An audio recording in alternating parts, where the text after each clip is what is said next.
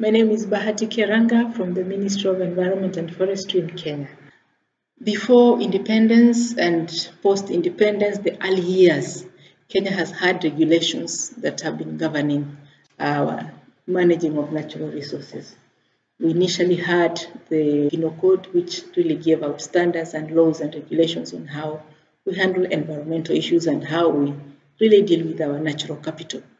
Over time, the constitution, which was there since the colonial times, had been revised in the year 2010. So in the year 2010, we encapsulated everything that really talks about matters environment and how Kenya as a country and as a people, and even as we relate with the global arena, how do we manage our environment? So in our Article 42 of the environment, we have made it very clear that we need to provide a clean and healthy environment for every citizen. We have gone further to talk about obligations of the state to ensure that it makes a provision for that healthy and clean environment, how we handle our biodiversity, how we handle our genetic resources, how we handle our environmental impact assessments, and how we ensure that we do sustainable consumption and production of our natural resources. In the year 1999, Kenya made strides in coming up with a body called NEMA, National Environment Management Authority. This NEMA was established through the Environmental Management and Coordination Act, EMCA, 1999. Inside here, we have institutions that were set up to deal with various aspects of the environment. We have the Environment Tribunal, the Land Tribunal.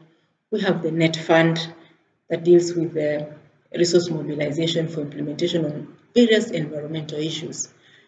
Then also inside there, we have a public complaints arena in which we have a committee that deals with complaints from the public and even towards NEMA itself, which is the overarching body that has been implementing environmental regulations and laws. Now, next, I want to talk about the environmental legislations. We have acts, we have regulations.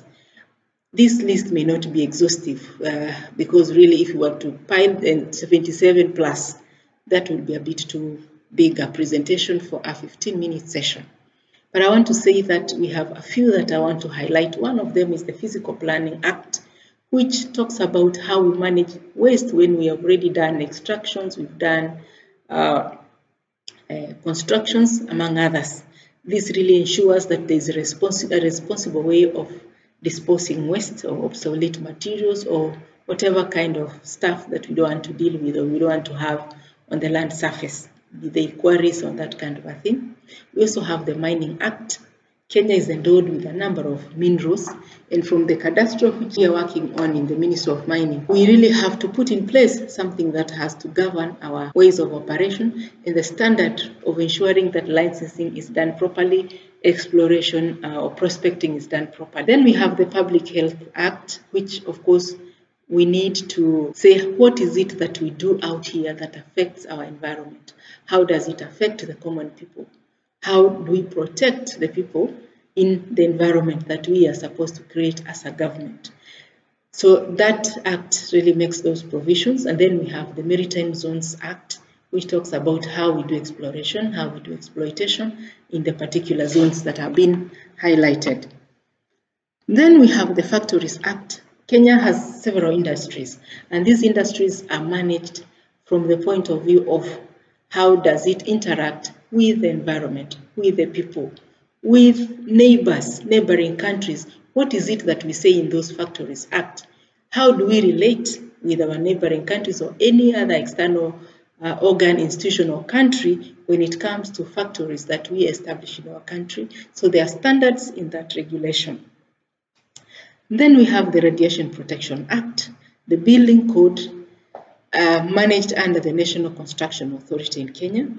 We also have the Food, Drugs and Chemical Substances Act.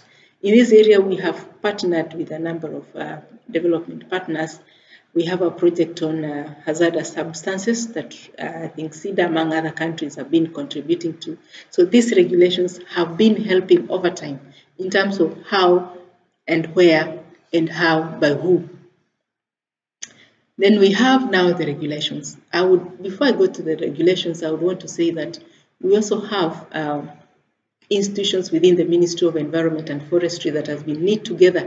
It is a web of operation. In this web, we have, for example, the Kenya Meteorological Department that deals with weather prediction, climate change, climate adaptation, among others. This gives us the platform of operation within the sister agencies that are under the Ministry of Environment and Forestry. Then we have the National Environment Management Authority, we have the Kenya Wildlife Service, we have the Kenya Forest Service, Kenya Water Towers Agency. Then within the wider sector, we have the water subsector, which also deals with the various activities that deals with that natural resource of water and whatever it contains. So I should say that within the environment sector, we have a build-up of institutions that deal with segregated environmental matters. Then by extension also, the Agriculture Act. And I believe over time, we should be graduating from here, standardizing to see how we can probably manage all these issues in one basket, but from a departmental perspective. There are challenges that we face as a country, and these challenges, briefly, one of them is inadequate public awareness. We need to do more in terms of education and awareness, because citizens wake up one day, you have been born to this environment, and you utilize it in the manner you feel fit, because it is an endowment to you by God. And therefore, whoever created, the supreme being that created you, gave you these resources. So what we need to do as a country is how to educate or build the capacity in terms of understanding how to use these resources in an efficient and effective manner, so for posterity. Then we also have inadequate enforcement personnel. We have the laws, yes, we have the regulations, but enforcement is what really shall bring out what is targeted to be measured as an achievement. And therefore, that is an area that we are still grappling with. Then the legal system, the various laws that we have put in place, some of them at times conflict with one another. And then also, other than having them internally conflicting with one another, they may be conflicting with other international laws, where you find that what country X believes in this, country B or your own country does not subscribe to this. So that means you have to go into treaties on trying to harmonize on how you handle, for example, the Montreal Protocol that talks about hazardous substances that deplete the ozone layer. Country X says we want to finish our stockpiles in 5 years. This says in 10 years, another says 20 years. And then eventually you realize that you may not be able to get to the target as you have set it. You need to come up with a cross-country and cross-sectoral task force that monitors one another in terms of progresses, in terms of sliding back and being able to stand up again and moving forward. And then finally, I say that we could invest more in capacity building. I capacity build you, you capacity build me, or I benchmark from you, or we benchmark from one another as nations. And I think that way we'll be able to make greater strides in terms of environmental regulations and rules, and in terms of environmental laws and standards. And together we shall never leave anyone behind. Finally, I say thank you and welcome to Kenya. Come and sample the very best of our natural capital. Kenya boasts or prides itself in tourism, and we at Nairobi, at the heart of the city, we have the Nairobi National Park. You may also be able to visit or sample some of our tourism sites or game reserves, the Masai Mara, among others. Or you also may be able to sample our cultural foods. We are the best exporters in the African region, and I think the Caribbean and Central Africa, Central Republic, we have the best coffee that we have been able to sample in a few years. Our tea comes to you. I believe you've met it.